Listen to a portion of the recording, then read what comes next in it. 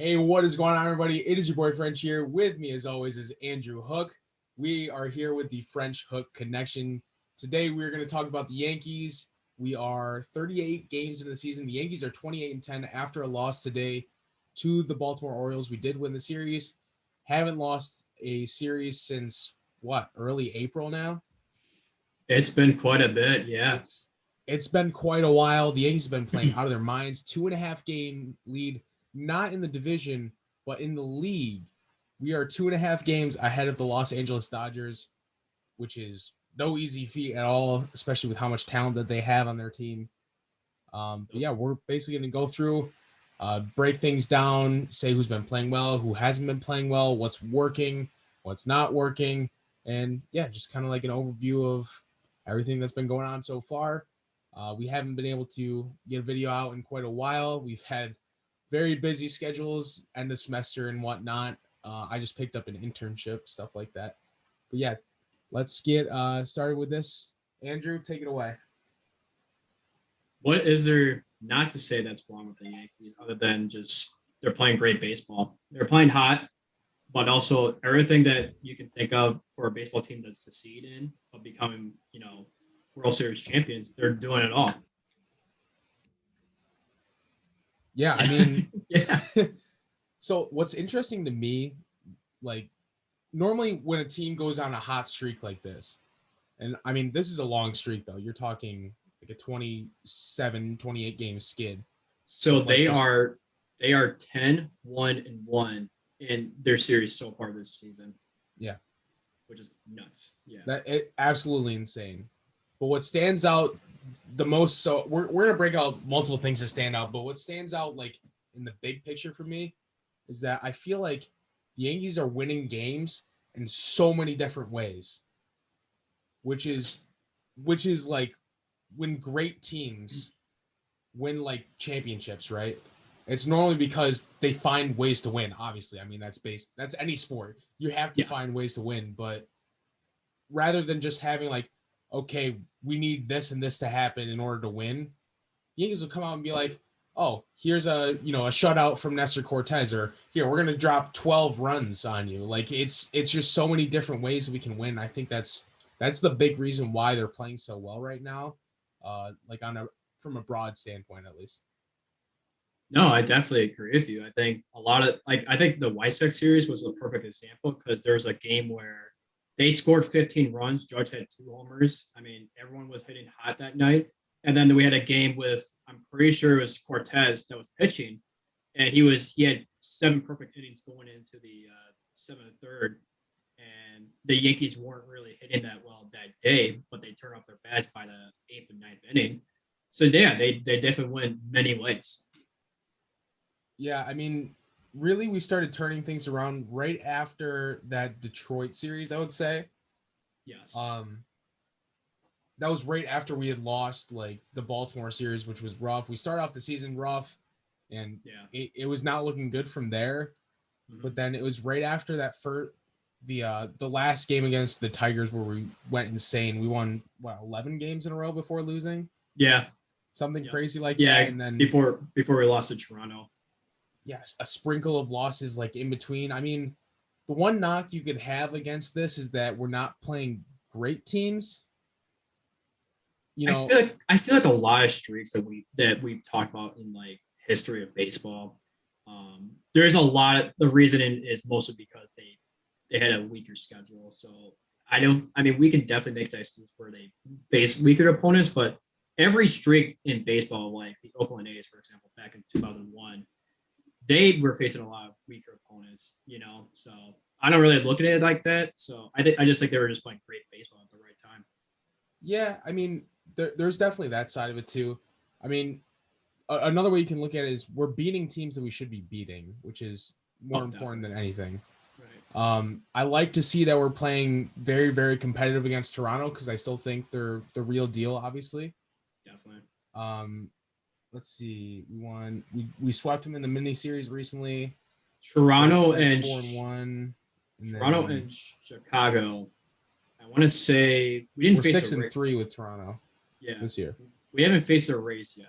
I don't think. Right. No, we faced the Rays last week in May. That's right. Yeah. We go back home to face the White Sox and the Orioles again, which is weird, but yeah. I think just the Rays, the Blue Jays. I'm sorry, Rays, the Blue Jays, and I think those are the only teams, and the White Sox were really the only teams that I would say that who are like worthy of saying playoff contenders to World Series contenders. All other besides that, though, it's been the Orioles. We faced the Guardians, and the Guardians. I mean, they're playing really solid baseball, but that's not a team you think of when it comes to playoff contention. No. You know, as good as their bats have been lately. Yeah. No, we will have some tougher opponents coming up, like in some later months. Yeah. Like I know we have an Angels series coming up in late May, early June. Got a series against the Twins around then. June, it starts to get kind of rough. We got Toronto and Tampa and Houston, a lot of series like that. There's a Boston series early July. So things are definitely going to start to heat up. Hopefully they can, carry this sort of momentum into that. But another thing is guys have been healthy. I'm knocking on wood here, but this is probably the healthiest Yankees team we have seen in 5-6 years. Not even oversaturation either. What'd you say? Not even an oversaturation too. Literally, who's been hurt? I feel like nobody. Literally no one. Maybe I think Montgomery had something, but it wasn't anything major. Nothing. He was all right by the time he made his next start. No one's missed the abnormal amount of games. Actually, I think Lo Castro was the only one. He got hurt, didn't he? Oh yeah, he went in the 15 IL, but that was it. Yeah, if that's the only injury we're having, we're doing fine. And speaking of Tim Lo Castro, he's a big part of our success early on, especially during that streak. Yes. One of the things the Yankees really upgraded this season with him and IKF is the speed and the defense. I also said defense too. Well, yeah. I mean, that's the other thing too. Speed and defense have been huge upgrades to the team, and I mean that's the difference between winning and losing ball games. If you get 2-3 errors a game, chances are you're probably not going to win because those errors are likely going to change the outcome. But a lot of these times we're able to. I see it time and time and again in some of these games this year. Stanton gets on with a single. Timmy Lowe comes off the bench and goes first to home in 2 seconds. Like, what are we doing? Like this, I'm pretty sure he's like the fastest guy in the league, if I'm not mistaken. He absolutely is. He's got the fastest sprint speed in the league. Yeah, definitely an upgrade over Tyler Wade and like the other dude we had off the bench last year. He's filling Tyler Wade's role.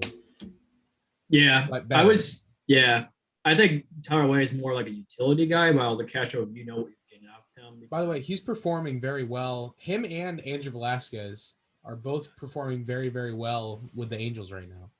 Yeah, it's pretty crazy how the Angels have become like finally the team we've been wanting to see for like years on end. And I think this is the year that they're finally waking up the beasts of Trout and Ohtani and Rodon and all those superstars they gave big contracts to.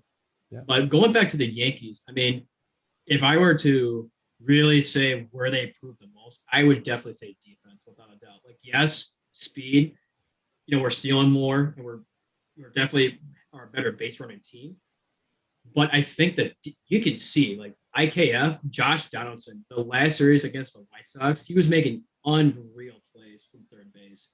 And LaCastro too. There was times where LaCastro had game-saving catches at center field, and it got Yankees to win the game. It's not just about the pitching or the hitting; it's about the defense too that's winning those games. Absolutely, you have to have a sound defense behind you, and obviously it's helped our pitching out as well. Oh, yeah. I feel like we can go into any game and be confident with any one of our 5 starters too, which has been another huge thing.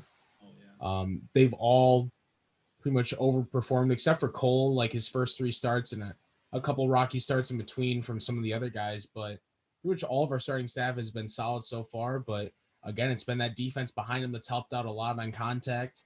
Yeah. No one's doing crazy like in the strikeout department other than really Nestor Cortez, which is let's talk about that for a second. Back in our previous Yankee video that we did, we were talking about the trade and kind of like our thoughts for the season. And really going into this year, I was like, okay, here's what the Yankees need to do. They need to go out. They need to find another starter so that way Nestor can go back to a long reliever because we could really use that in our pen, right? Wrong. Nestor Cortez has proved I was disagreeing with you too. Yeah, I was disagreeing with the fact that Nestor should be a long relief. I was like, no, keep him as a starter because he's got some stuff, man. And I like how he approaches the game as well. Well, here's the thing with Nestor, though. Last year, he was not going deep into games. I feel like he never went past like the 5th inning, which is why I was like, okay, we should use him as a long reliever. That way we can use him like 2 to 3 times a week if we need him to.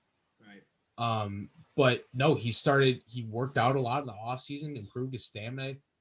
He's pitched an 8-inning game this year. Like, yeah, that's insane. And he's messing with players all over the league. He's damn near got a Cy Young. Not damn near. He does have a Cy Young season going on right now if he can keep it going. Yeah, I mean the dude literally eats apples and has a laugh at the bench. So I think things are going pretty well for Nasty Nestor over there. Yeah, I love that nickname by the way, Nasty, because he is freaking nasty, man. His slider is probably so devastating. His fastball slider combo. I mean the dip that it has right when it gets like 3/4 over the plate. It just dips. It's so unfair. And the way he releases it too is another discussion as well. Yeah, no, I've seen that. Like the way he releases has an effect on a lot of his pitches. Like he changes that release, but his standard release is kind of like just above sidearm. Just about it. Like it's like if we were to like go with overhead to like sidearm, it's like this right there, yeah. Right there. And that's why that slider is so gross, is because it's right there, and it seems like it's coming off of the batter's box, but it like just dives. Yeah, that's ridiculous. I keep looking at the ball tracks where it shows like the pitches. Yes. And it matched up the slider with his fastball, and they really stay at the same spot. But the slider like starts, jumps up, and then it comes down. It comes down, yeah. It's like it's weird because it's like a curveball in a sense, because like how like a curveball, it just like goes like this and then down. His is like goes like this and then just it's definitely a nasty pitch. But the biggest thing with him and actually all the Yankees pitchers is a lot of those guys are developing cutters, which is the new baseball pitch. Nestor's got one of the best cutters in the league now. Cole got a cutter. It's helped him out. Oh, yeah. Severino got a cutter. It's helping him out. Chapman got a cutter. These guys are developing cutters because it's one of the easiest running fastballs to throw. But the point of it is to miss the barrel of the bat. Yep. And it's working. It is working. And if you have a devastating cutter like Cortez's, that slider fastball cutter combo is ridiculous because yes, it's coming in faster, but it's got a little less break than the slider, and it, like you said before, it misses the barrel of the bat. Yeah. So it helps them a lot. And I think with Cole and Severino, I want to start with Cole. It makes him a legitimate 5-pitch pitcher. Because beforehand he was doing the 2-seamer. Now he's just like he ditched the 2-seamer and now he's just focused on the cutter himself. And if you look at his pitch track, it's the fastball, the cutter, and the changeup, I believe, that are like evenly split down the middle. And then last couple is like the knuckle curve, and then another pitch that he throws as well. I cannot think. I think it's the slider. And then Severino, it helps him because beforehand he was only a 3-pitch guy. Now it makes him a 4-pitch guy because, with Severino, it was just a fastball, slider, and changeup. Now that cutter is added, it makes him, and Severino's cutter is no joke either. It's pretty darn good. He's got a good cutter on him. Yeah, so it makes him a legitimate like number 2 guy for any team, maybe even an ace as well. Yeah. No, absolutely. I mean, it's not just them. JMO's been solid. Jameson Tyone, he's been playing well above expectations. Montgomery's kind of filling his role as that underrated, like under the radar guy that can get you a win when you need it. I say that he did lose today, but we're not going to talk about today. Losses happen. But going into the bullpen now, the bullpen has been pretty much unreal for everybody except for your guy, Johnny Loaiziga. He's been probably the only shaky one out of the Yankee bullpen. Yeah, it's pretty disappointing. I mean, I It's feel still like that early, though. it's still That's not really him. early. Yeah, it's not just him. It's like one. I think it's another guy too that's like struggling a little bit. But it's like even then, if you have two of those guys struggling, like I think not Schmidt, who's their other guy Leaky? that? Yeah, him. Leaky's been somewhat like Yeah, he underperforming. gave up a walk-off today. Yeah, I mean that crap happens, Yeah. But like guys like Clay Holmes and Castro and Chapman, they've really like made up the difference with like the bad performances with the good ones, especially Clay Holmes. Clay Holmes has been nothing but like a pitching darling because he's been absolutely insane with his sinker this year. Yeah. Clay Holmes has been a blessing in disguise ever since he came to the team. I mean, he was great at the end of last year, and I was like, okay, Clay Holmes, let's keep it up. And he's done even better. He's really establishing himself as one of the best relievers in the league right now. Yeah, not just Which, that. Yeah, no, like you said, not just better, but just like a legitimate like closer for a lot of other teams as well. His development of his sinker ball is what really got him to be the pitcher that he is right now. And he even said that he worked on it a lot this offseason with Matt Blake. It's all about missing the barrel of the bat. See, guys are now getting trained to hit that, triple digit fastball. That straight fastball is just meatballs nowadays. I feel like that's why Chapman has struggled a lot. But now pitchers are really starting to develop that movement into their fastball. And even though it's coming in slower, because it's moving a lot more, it's harder to barrel up. And that's why some of these guys are doing a lot better. Yeah, no, definitely. I think a lot of pitchers realized back in 2018, 2017 is that it's not about the velocity; it's about the amount of movement you have or the RPM you have on your pitches. And part of it is the reason why we had that controversy with the sticky stuff. But that's where the game is heading right now. It's not just about the velocity anymore. It's about how nasty your breaks are with your pitches, and we're seeing a new era of like pitchers and pitches where the RPM is going from used to be the average was like 2,200. Now it's like at 2,750. It's ridiculous. Where we're heading with pitchers these days. We're in the wiffle ball era now. I know. It's crazy. It's fun to watch. Really fun to watch. It really is. I mean, Miguel Castro is probably the most ridiculous of them all. His slider's gross.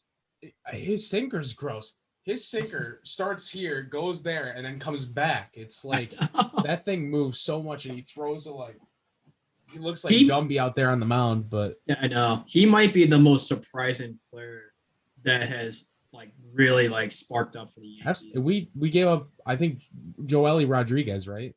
Like nothing major. I think was like a 4 ERA bullpen guy. Like I think so. Yeah, I wasn't mad at all with that trade. And even then, like before he came to the Yankees, he was really nothing thought about as anything special. Like he was always been a guy out of the bullpen that had like a 4.5 ERA, walked a lot of guys. Yeah. It's still his problem is that he does walk a lot of guys. But something this year, I don't know what, I think it's his sinker. Like, I don't know what Matt Blake does, dude, but like he knows how to develop these pitchers, man. Our coordinators are amazing. Our pitching coach and our hitting coach have both been really great for this team so far. I was surprised about Rojas, how much he's been contributing with the Yankees. Dude, I know. I know. Because of his tenure with the Mets, you would think like, oh, this guy can't really coach that well. And I was really, when I saw, I don't know what your reaction was when we got him, but like my reaction was like, really? We're getting this guy as our I think it's our first base coach, third base coach around there. Yeah. No, third base. Yeah. I was like kind of like disappointed. I was like, man, we're bringing this clown in. But then clearly he's doing something with Boone and the other hitting coaches as well that's helping this team to hit better and hit more consistently as well. That's a big thing about the Yankees is that there's more consistency with a lot of these guys. Yeah. Yeah.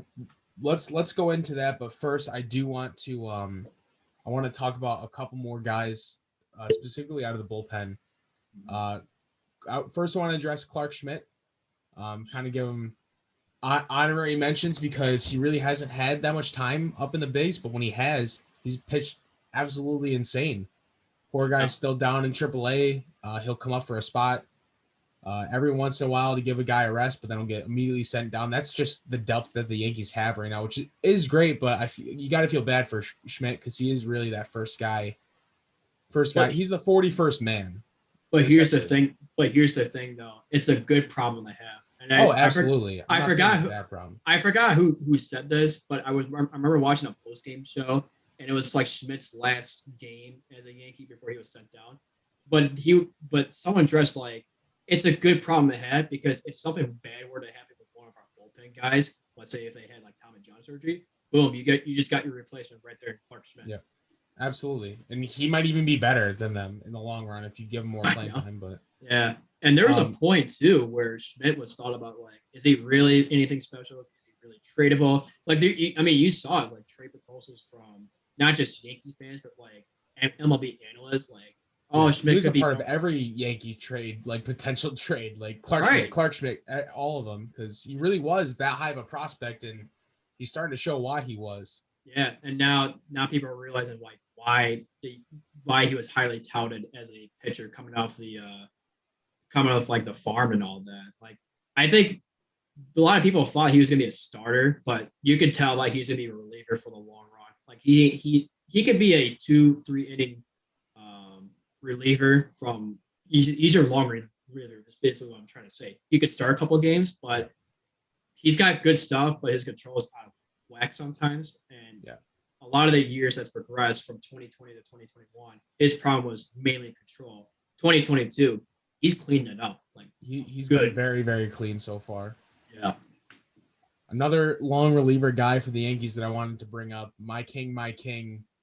Michael King is playing well above expectations. I knew this guy when he first came up. I think it was 2018 or 2019, one of the two. I was like, who is this Michael King guy? And then shortly after he got hurt, I was like, okay, I really want him to come back and be the same that he was.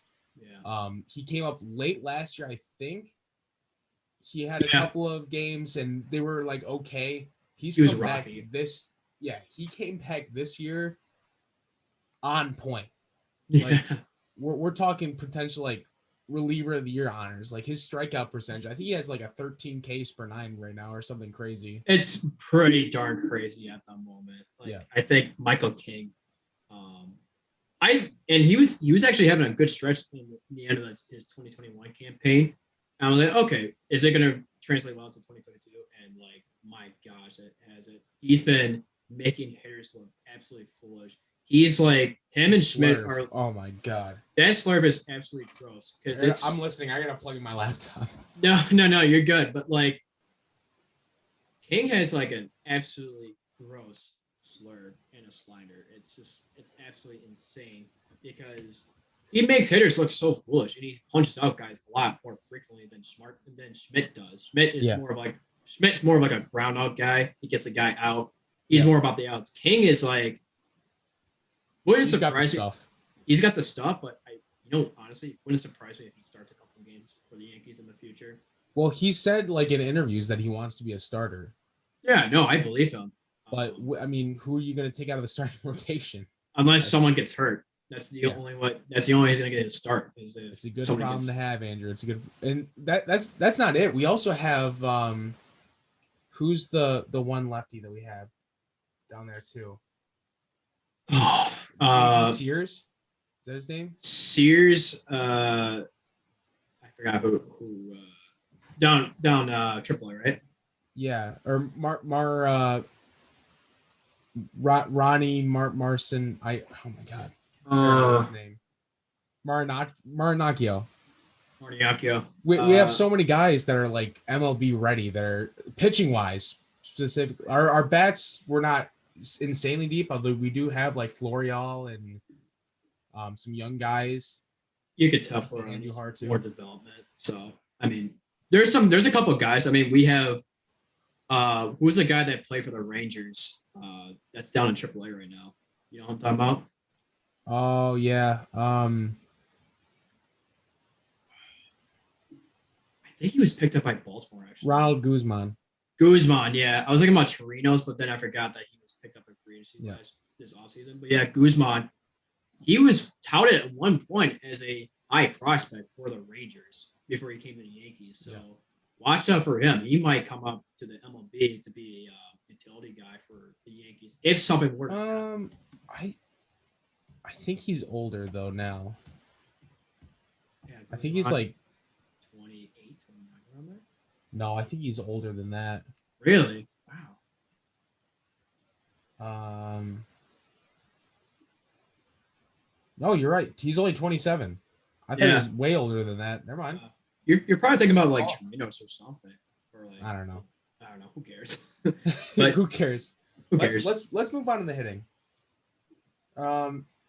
Actually, you know what? No. No. Let's move on to the hitting. We talked too much about pitching. Yeah. Yeah.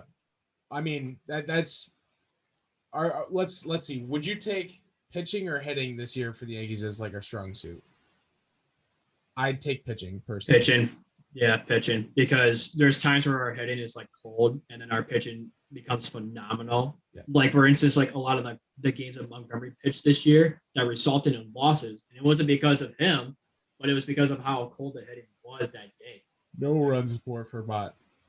Yeah, I feel bad for Mott sometimes because he'll have like a gem for like 7 innings. And then like the Yankees don't hit for crap. Whenever he's on the mound, he's like cursed every time he comes up from the mound for the Yankees for some really weird reason.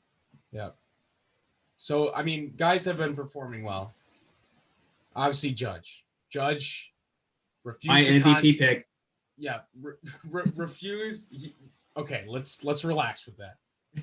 Vladdy Jr. still has time. No, Judge has been playing absolutely unbelievable, leading the team home runs, batting average, leading the team in hits, on base percentage, everything but RBIs, which Stanton leads, and Stanton is having one of the best starts of his career so far. I know he looks like his 2017 self right now. He's hitting 296 right now. Stanton. Yeah. Giancarlo Stanton. Giancarlo Cruz, Michael Stanton. Yeah. And I mean, the crazy thing is those two guys are at the top of the list in strikeouts too, but they're still doing all this. Yeah. I mean, I feel like a lot of these slugger power hitting guys like Stanton and Judge, they're prone to strike out a lot more, but they also walk a lot more too. So you got to take the good and the bad. It's like Joey Gallo, like he strikes out a lot in a very high rate, but the reason why you want Joey Gallo is because he gets on base, and he gets on base more than anyone in the league. I'm pretty sure. Like it's like a 125, 130 differential from his batting average. Let's see. He's sort of middle of the pack this season, but he did start off pretty slow. Started to heat up more recently. Yeah, he was very cold. He was like batting like 125. He was pretty bad. But then he really picked it up in the last like 3 series. Like I'm pretty sure he was batting like 300. It was walking like something like that. Yeah, he was tearing it up for the Yankees. Yeah, he's been tearing it up recently. LeMahieu's been a pretty solid stroke all year. More recently, he's struggled. Yeah. He started off a lot hotter than he is now, but I mean, he's most likely going to pick that pace back up soon. Yeah. Let's see here. Anthony Rizzo started off incredible. He's kind of fallen off a bit. He hit 10 home run or like 8 or 9 home runs like in April, and he hasn't done much since. May has not been his month. Fun fact about the Yankees. Yeah. The top 5 home run hitters in the league right now, 3 of them are Yankees: Stan, Judge, Rizzo. Even if Rizzo was hot or cold right now, he's still in top 5 in that. Yeah. Which is pretty nuts if you really think about it. With how with how cold he is right now, that is pretty insane. It is. Yeah.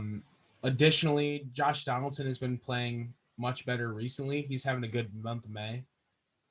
Yeah, definitely. He was off to a cold start. Like I think after the game winner he had in his first game as a Yankee, he really like kind of like fall off, but he was still getting on base more efficiently. He wasn't striking out as much, but you could tell like he wasn't really hitting the ball that well.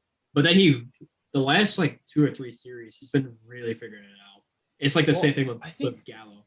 Part of I wouldn't even call this a problem, but part of the issue with with Donaldson is a lot of his outs were like just unlucky, like right at people. Like Yeah. he had a lot of line outs and a lot of ground outs that like barely almost like got through the hole or something like that. So It's the same thing with Gallo. yeah, Like if you've ever seen some of his outs, like they're like 95% chance of it being a base hit.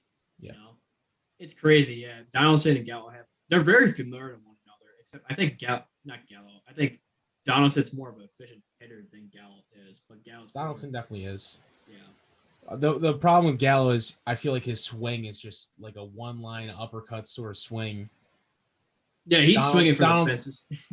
Well, it's not that, but like his swing is just so stiff. It's like Donaldson, I feel like his swing isn't as much, and he can adjust more to where the ball is, so he's able to get the barrel there. Yeah, you could tell a lot of the times when like he puts a barrel in like the plate, like you can tell like it goes in different angles, like this, right? And that's the problem with Gallo. Like if he can just make contact to the bat more than just swinging out of the fences off his shoes, because that's literally how he swings it. Well, some guys just can't do that because of just like the way their swing is, and that's the problem with Gallo. Yeah, his mechanics are just like that. Which I think it's not a bad thing. He gets on base. That's kind of his thing. Yeah, but like the thing with Gallo, I think that's an adjustment he could possibly make. I feel like Boone should just go up to him and go, listen, man, you know, you get on base, but just make contact to the ball. You don't have to like swing it out the fences every time. Right. You know, like you can tell he knows how to add bat speed, but like I don't know if you've seen a lot of his home runs this year, but like most of his home runs were just like moonshots, just like barely getting over the fence at Yankee Stadium, you know. Not saying that like swing is a freaking uppercut. He swings like this. Yeah, he swings like under the baseball. Yeah. Which that's not a bad thing to have. It's just that like if you want to hit more efficiently, you gotta think of more or less just like getting the base hit than the home. Yeah. You know. Pitchers are learning that they can throw him high because his swing, because he swings up like this, he just can't hit that high like fastball. Right. Like, fastballs just at the top of the zone for him, like he has such a hard time hitting those because his swing just can't get there. His hands are a little too low too. Like if you ever noticed that, like it's just kind of like you're critiquing a Major League Baseball player. Yeah, I know, but like it's something you can notice from a fan standpoint. If that's a problem that a fan can pick up, I'm pretty sure Boone. I'm sure he's aware of it. Yeah, but I think it's just a hard adjustment to make because, like you said, he's so used to those mechanics. Yeah. All right, let's do one last thing, and we'll probably wrap this up. People pretty much know the stigma. Yeah. What's going on? If you guys are watching this, you probably know what's going on. But let's do two guys a piece that you would pick for overperforming and underperforming. I'll start us off with overperforming, and I'll pick two easy ones. I want you to try and pick different ones. There's plenty of players on the roster that you can choose from. So for overperforming, for me, I'm going to start off easy. I'm going to go with Aaron Judge. He's clearly been the best player on our team this year. He's overperforming. And I'm not saying, like, we know that Judge is good, but when Judge is hitting over 300 and he's hitting, like, leading the league and everything, we didn't expect him to do that. Right. I know you might have because of, your MVP prediction, but this early in the year, I definitely did not expect it. He's the reason we've won a lot of our games so far, and he's really begging for that contract now. So that's my pick for overperforming, my first one at least. Ooh, okay. Who's your first? It's gotta be I honestly think it's gonna be IKF. IKF for what he's providing for his bat, because we already know what he was like as a fielder. And he's been a pretty solid fielder for what we need him to be at shortstop. But his batting for a guy that's batting 7 for 8, hitting 280, that's pretty good to have. Like that's a band stance you want to have, or band stats you want to have as your leadoff man. And a lot of these teams right now, they don't really have a guy like an IKF that can hit 280 and hit consistently too. So I would say my first pick is IKF for sure. I think he brings more than just the average to the table. I mean, he stretches a lot of those singles into extra base hits. He's a very gifted base runner. You mentioned his fielding. He's definitely a very gifted shortstop we've seen so far. Definitely. He's normally a third baseman, but he's really like encompassing this new role of being an everyday shortstop. And he's really starting to make it look great out there. Honestly, like I see shades of Jeter when we look at IKF. Like even their swings are very, very similar. Very familiar. If you put them side by side, like his swing looks a lot by Jeter. And I know he was a Jeter fan growing up. So I mean that might have been a lot to do with it. Yeah. But yeah, I definitely agree with you. IKF has overperformed most people. I knew he was probably going to play well, but definitely not this well. Not this well. For a guy that's, like I said, 7th or 8th, you don't expect him to be this productive for a bat like this, especially when you have so much talent around you. So for my overperforming pick, I'm going to go ahead and take Clay Holmes with my second overperformer. I like that. Guy's just been absolutely unbelievable. I could have picked King too, but Holmes still has under a 1 ERA. Yeah. I think that's league leading right now. It's got to be or close to it. He's striking guys out. He's getting ground outs. He's getting double plays. He's coming in all sorts of situations, getting 2-inning saves. He's been so versatile for our bullpen. He's been a big piece of it. Yeah. Holmes has played well above expectations, and I hope he carries it on. Yeah, no, I definitely agree with you. Ooh, what's my pick? There's a couple guys I want to talk about, but we don't have a lot of time, so I'm not going to try. I think I wanted to say Glaber, but honestly, that's kind of where you expect him to be. I'm going to go with. Oh man, it's pretty hard to think about right now because everyone's so good at the right time. I'm going to say Miguel. I say Miguel Castro. I think he's okay. Yeah, Castro's a pretty good pick because when he came to, like what we said before, when he came to the Yankees, he wasn't really thought about as like this reliever that was going to be like devastating for the bullpen. He's having career highs across the board. He's having his most efficient stretch of baseball he's ever played in his entire 9-year career. Yeah. I think it's pretty easy. Castro has been very, very good, and he was a guy that we really didn't expect to do that at all. No. I mean, obviously, for the playing well category, we got plenty of honorable mentions who honestly shouldn't even be honorable mentions. Cole is kind of performing where he should be, so I'm not going to say that. Yeah. I think Stan's playing well above expectations. I mean, he's almost hitting 300, which is very, very unlike him. Yeah. And obviously, Nestor is looking like, Nasty Nestor. Young candidate. We didn't even talk. None of us picked Nasty Nestor for our overperforming category, but I think because we kind of expect him to be like this for the rest of the season. I'll be honest with you. Like I'm not saying he's going to have like 7 immaculate innings, but like, yeah, you kind of expect him to be that number 2 guy from here on out, And I don't think that's.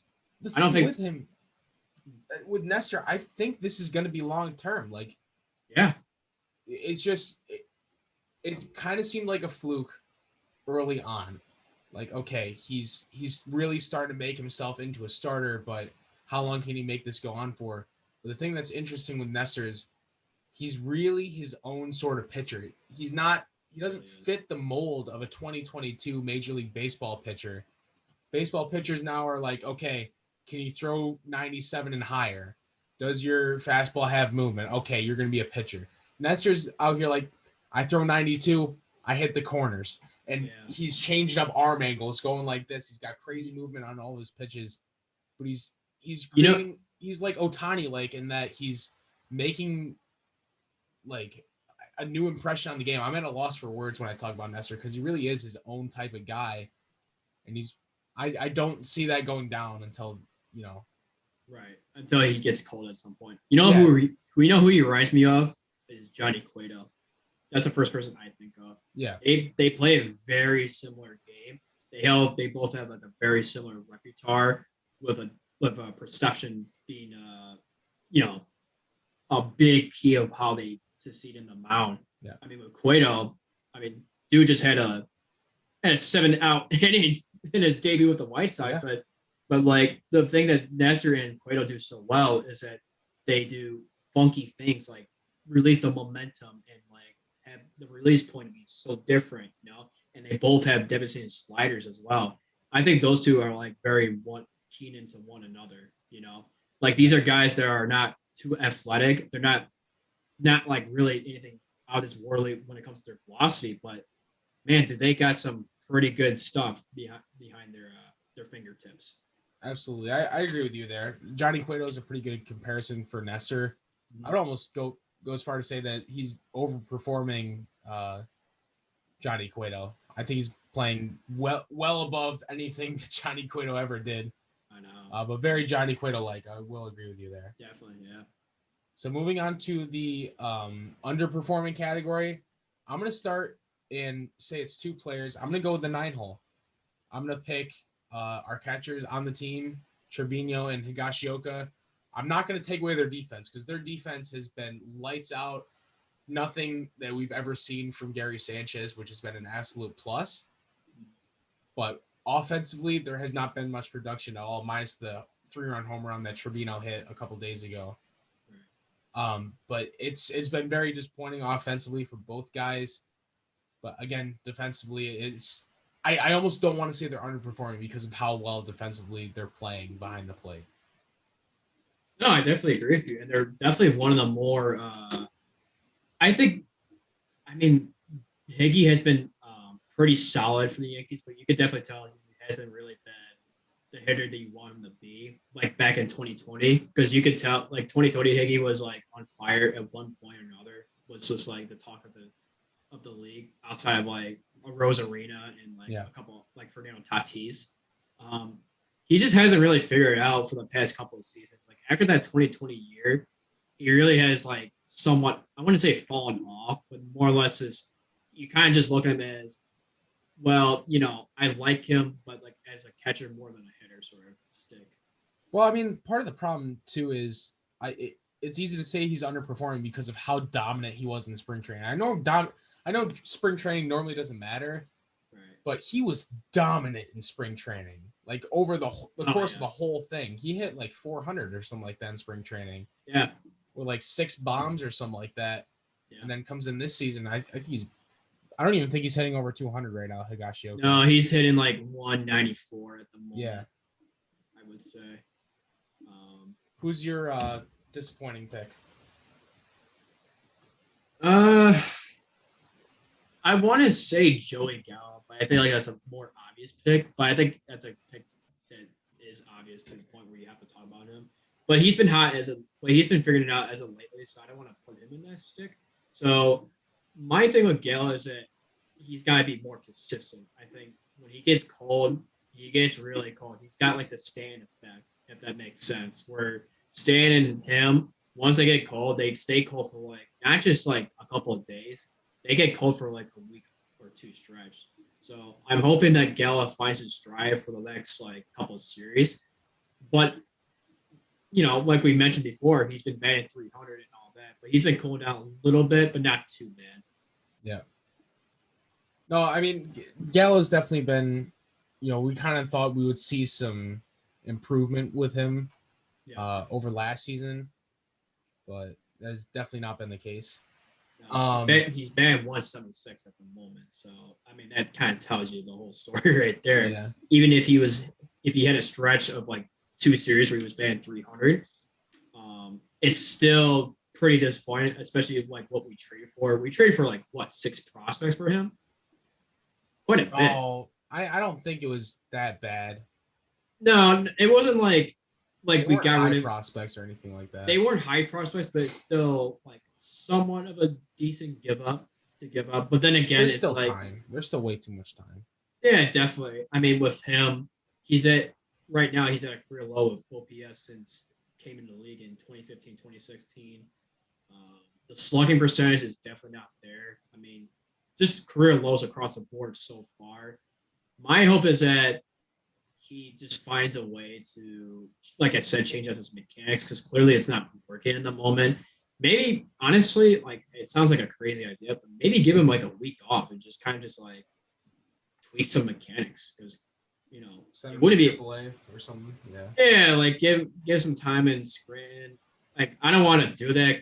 I wouldn't want to do that as Boone, because it's kind of like, well, Gallo's kind of like solidified himself as a major league player, but I feel like he would really benefit from that.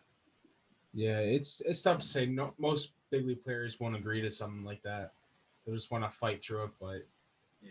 I'm gonna talk about someone that's been super disappointing, and that's Aaron Hicks. Um, Aaron Hicks, I mean, just all across the board, really. Defensively, he's been really rough, which was the only thing he had going for him. Base running has been rough. He's got caught stealing a lot. Yes. Obviously, offensively, the big thing with him was on base, and he's not even getting on base anymore. Like he has his OBP's less than 250, I think, right now. Sorry, it's 331. My bad. Yeah. But he's just not playing at all what he should be playing for what he's getting paid. Yeah. And I know it's still early, and he did just come off an injury, but I'm tired of seeing that bad of center field play. Like I hate having Judge play center field, but at this point, send down Hicks, bring up Andujar, have Andujar play left, and have Gallo or Judge in center. Do something. But what they're doing now just isn't working with Hicks. No, I definitely agree with you. I mean, at one point, Hicks was off to a hot start for the season for the first like 2 or 3 series, but he's really cooled down, like to the point where, honestly, it wouldn't shock me if he's a bench player for quite a bit of a stretch, and then bring in someone like LaCastro to play center field. That wouldn't shock me at all. It wouldn't shock me, but I don't think they'd do that. I think they'd continue to play Marwin Gonzalez before they did that. That's true. Yeah, Marlon now that they know that Judge can like consistently play center field too, I think they just do that over anything, honestly. No, I agree with you. I think Marlon, he's been pretty underrated. I don't think a lot of people have been talking about him. Every time he's been solid as like a role player. Yeah, I mean, every time he's been in the lineup, he's been pretty productive for someone that's considered as a bench guy. Definitely. Yeah. And my underperforming pick would, I think, a clear second is Lucas Lidich.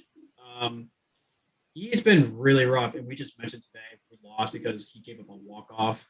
But he's been, I don't want to say utterly disappointing, but like just someone you